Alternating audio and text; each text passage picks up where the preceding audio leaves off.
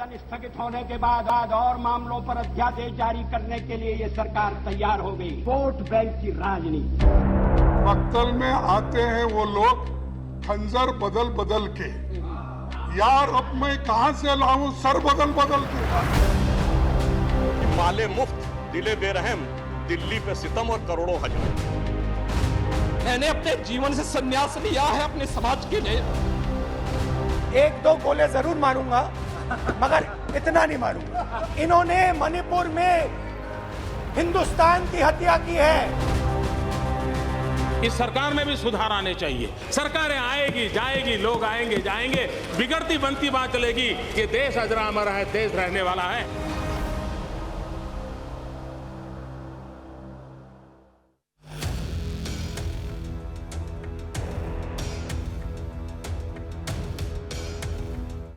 अठारहवीं लोकसभा में इस बार सत्ता का गणित भी नया है और समीकरणों की हवा भी अलग, क्योंकि केंद्र में भले ही इस बार भी एनडीए की वापसी हुई हो, लेकिन शक्ति के केंद्र में इस बार बीजेपी का वो एकाधिकार नहीं रह गया है जो 272 के आंकड़ों में लिपटा हुआ होता है।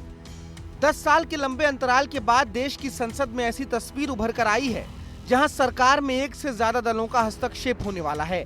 साथ ही विपक्ष के आंकड़ों ने भी उसे इतना ताकतवर तो बना दिया है कि पिछले एक दशक से खाली पड़ा नेता प्रतिपक्ष का कार्यालय भी अब लोकतंत्र के एक अहम किरदार की मौजूदगी में काम करने वाला है।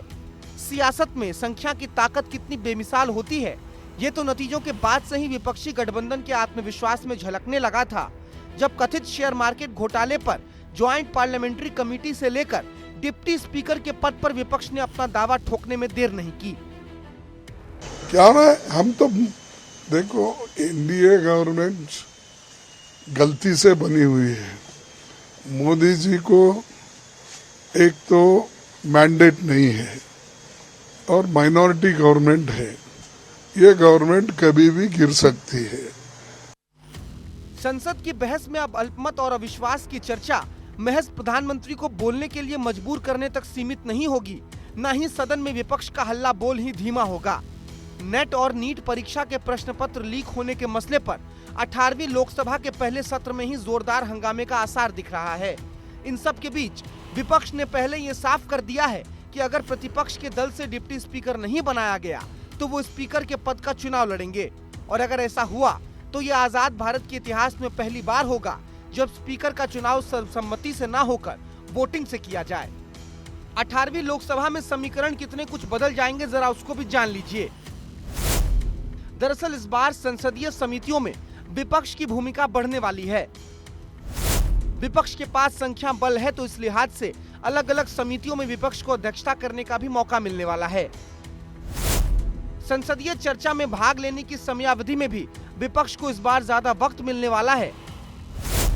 तो वहीं आंकड़ों की ताकत इस बार सत्र को चेक एंड बैलेंस के माहौल में रखने वाली है। और इन सब के बीच संसद में विपक्ष की ताकत को देखते हुए इस बार कोई भी संवैधानिक संशोधन कर पाना सरकार के लिए आसान नहीं होगा।